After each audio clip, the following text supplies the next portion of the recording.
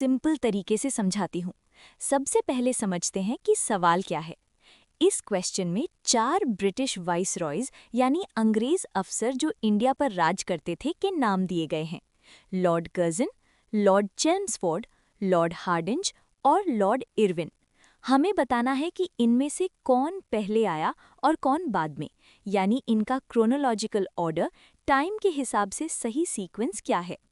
अब आओ मैं तुम्हें इनकी कहानी सुनाती हूँ ताकि तुम कभी भूलो नहीं। सबसे पहले आते हैं लॉर्ड कर्जन 1899 टू 1905। ये वही हैं जिन्होंने बंगाल का पार्टीशन यानी बंटवारा किया था 1905 में। इनको याद रखने का तरीका ये है कि ये सबसे बदमाश माने जाते थे और फ्रीडम स्ट्रगल की शुरुआत में इनका बड़ा हाथ था। तो नंबर 1 पर कर्जन आएंगे। कर्जन के जाने के कुछ साल बाद आए लॉर्ड हार्डिंज 1910 टू 1916। इनका सबसे बड़ा काम था कर्जन की गलती सुधारना। इन्होंने 1911 में बंगाल का बंटवारा कैंसिल किया और इंडिया की कैपिटल कैलकाटा से दिल्ली शिफ्ट की।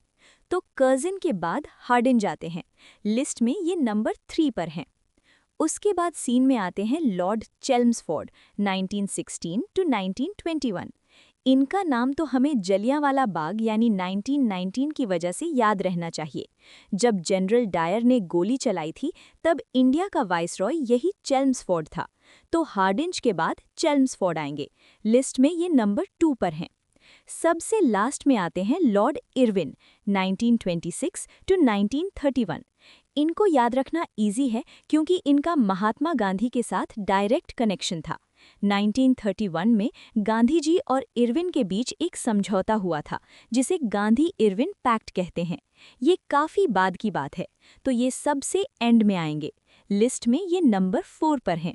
तो अब अगर हम पूरी स्टोरी को लाइन से लगाएं तो सीक्वेंस बनता है: कर्जन सबसे पहले, पार्टीशन वाला, हार्डिंज कैपिटल दिल्ली लाने वाला, चेम्सफोर्ड जलियांवाला बाग वाला, इरविन गांधी जी से बात करने वाला। इसका मतलब सही ऑर्डर है 1, 3, 2, 4। अगर तुम ऑप्शंस देखो तो ऑप्शन ए बिल्कुल यही सीक्वेंस दिखा रहा है। बस इस स्टोरी को याद रखना। पहले बंगाल टूटा, कर्जन, फिर दिल्ली बनी, हार्डिंज, फिर जलियांवाला बाग हुआ, चेम्सफोर्ड, और लास्ट में गांधी जी ने पैक्ट साइन किया, इरविन। सिंपल।